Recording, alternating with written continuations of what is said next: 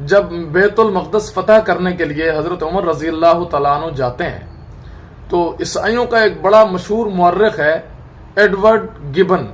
اس نے 22 جلدوں میں ہسٹری آف اسلام لکھی ہے.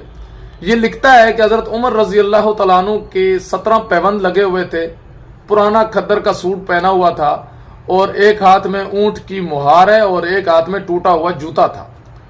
جب عیسائیوں نے انہیں چابیاں پیش کی تو پوچھنے والوں نے پوچھا کہ تم تو لڑا کرتے تھے، چابیاں کیوں پیش کر رہے ہو؟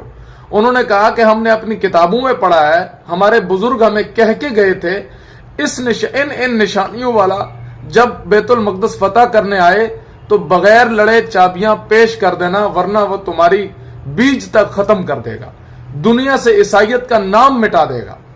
حضرت عمر رضی اللہ تعالیٰ عنہ فتح کے بعد 2 نفل کے لیے کھڑے ہوئے. جب 2 نفل مکمل ہوئے تو ایک جوان ان کے پاس ایک پرچی لے کر آیا.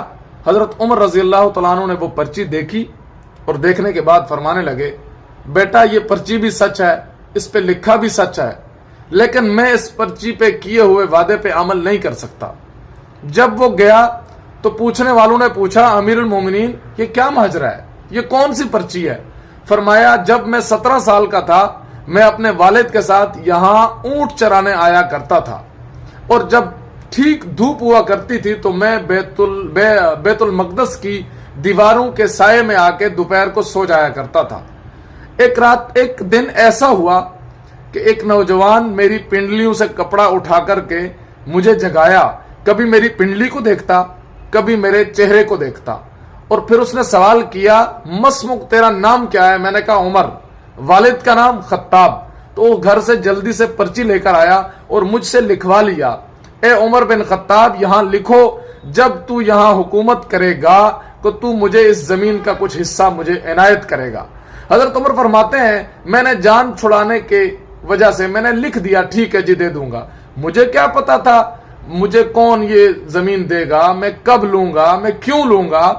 فرمایا کہ میرا باپ مجھے اونٹ چرانے کی وجہ سے اکثر ڈانٹ پڑا کرتی تھی، لیکن آج یہ قصہ سناتے ہوئے حضرت عمر رضی اللہ عنہ ہزاروں قطار رو رہے ہیں. فرمایا کہ آج اس کا والد بیمار ہے اور اس بچے کو وہ پرچی لے کے بھیجا ہوا تھا، لیکن میں اسے کیسے دے دوں؟ میں تو یہ اسلام کی والوں کی جگہ ہے اور یہ بیت المال ہے اور میری ملکیت میں نہیں ہے، میں صرف اس کا چوکیدار ہوں، خلیفہ ہوں اور رعایا کی چیزوں کا خیال رکھنے کے